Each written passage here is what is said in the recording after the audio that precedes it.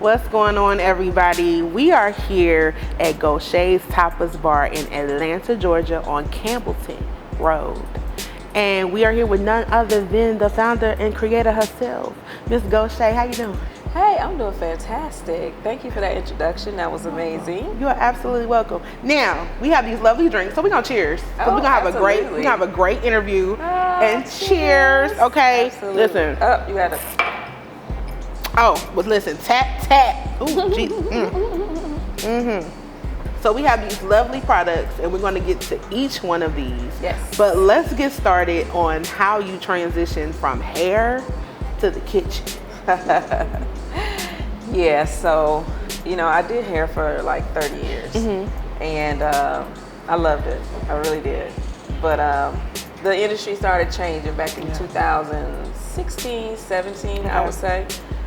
Really it started changing once social media came about. Okay. Because before it was hard for people, to find great, stylists. And when social media came about, it was like you could find people any and everywhere. Yeah. And not only that, there were a lot of people doing likes for free hair. Yeah. And I was never one of those stylists. I was like, at the end of the day, I can't take that to George Powell and pay not one bill. So, I decided that it was time to start trying to figure out what was the next move. Okay. I moved to this side of town, which is southwest side of town, in 2014. And when I got over here, I felt like the community was at a disadvantage because there was not, like a lot of options as far as great eating. It was a lot of chain restaurants, but it was nothing that I felt like was healthy and, considering the type of people, that live in the neighborhood. You have all the mayors live on this side of town, and so why is this community at such a disadvantage? We have no shopping, nothing. So it was like, okay, I think now would be a perfect opportunity to open up a breakfast restaurant. Okay. And that's what I did, and the rest was history. Okay. Now, do you feel like you set the trend? Because after you did it, then you have some other stars that also opened up restaurants on this side of town. I say this all the time. I was the first one to open up a breakfast bar with a full bar. Okay. I was the very first one. Everyone else who opened up a bar, they came behind me. Okay. Which I'm happy, that they, came behind me because it shows that I'm doing something right. Okay. So, yeah. Okay. Now, do you have a passion for cooking? Oh, what? That's not even a question to ask. I have a passion for sure. Okay. I love it. Like I sleep, I think about, developing different recipes. I think about, coming, doing something new the next day at work. And I invite the challenges because I know that when I come to work, it's never going to be a perfect day. Yeah. So I invite challenges because those challenges, they make me learn and they help my team grow. Okay. Now, you have several different locations. You have one in Fayetteville, you have one in Cascade, you have this one. How do you know which chef is good for what you want to create? Well, I think, initially I'm the person who develops all the recipes.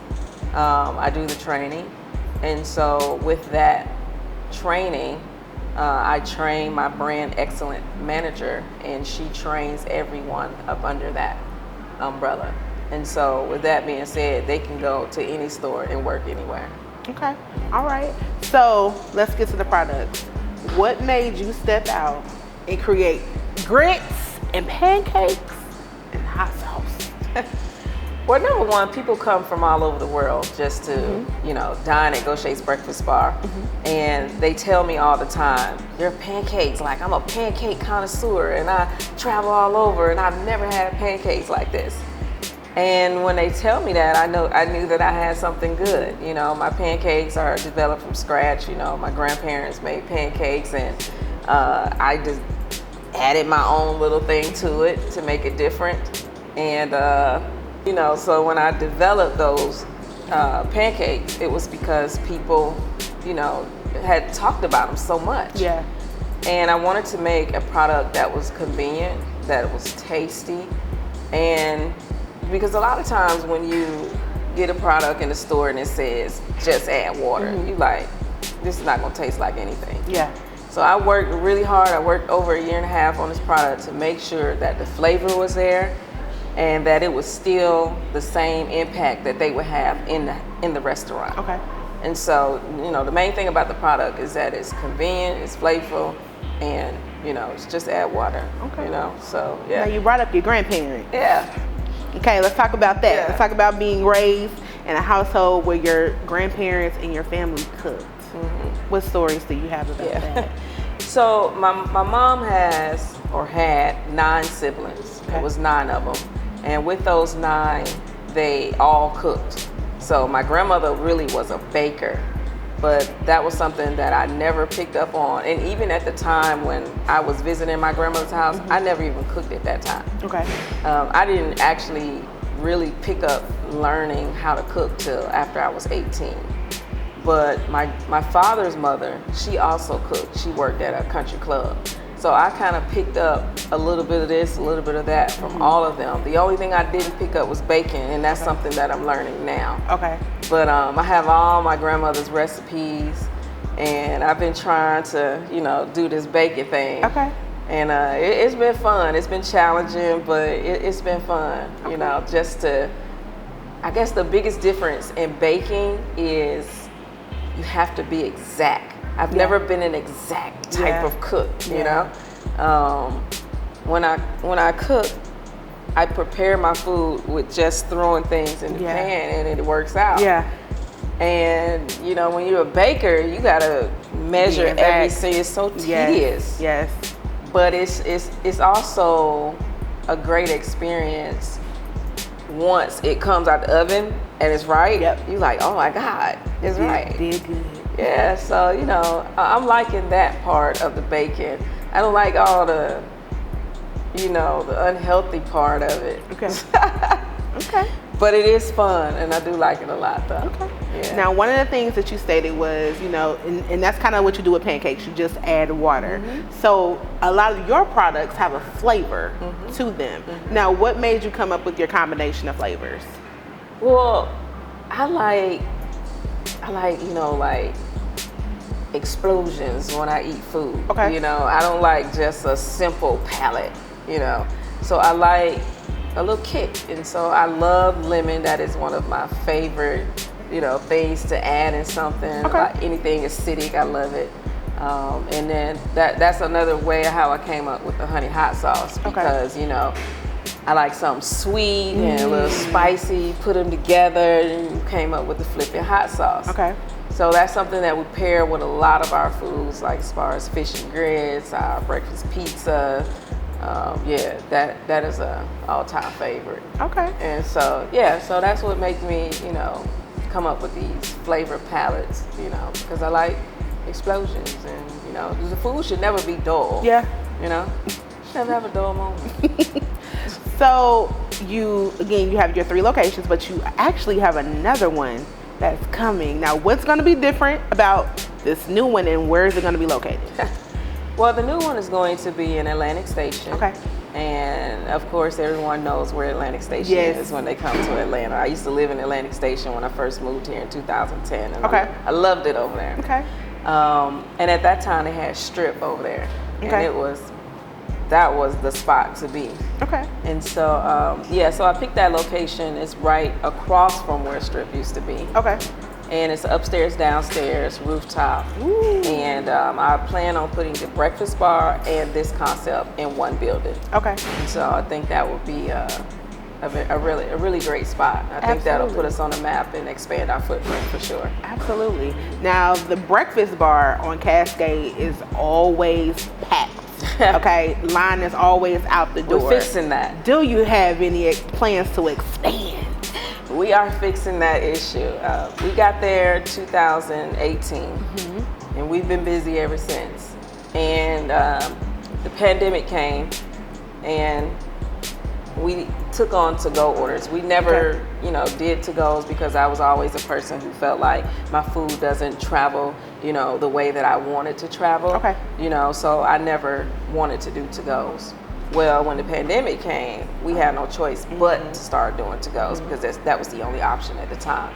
So once we opened back up, I mean, it was overwhelming. We had to-goes, we had in-house dining, and we were killing the dining experience because the wait times were so long because we would have nothing but 4 or 5 orders of to-goes on the screens. And so, we were just given a bad experience at that time because we just couldn't handle the volume with the to-goes and the in-house. So we decided to get a food truck because we were like, AT&T's not going anywhere, the beauty supply store is not going anywhere. So we got a food truck, and once we got the food truck, we were able to resolve that issue and get back to the 5-star experience. Yes. And then we just found out that AT&T was leaving. Ooh.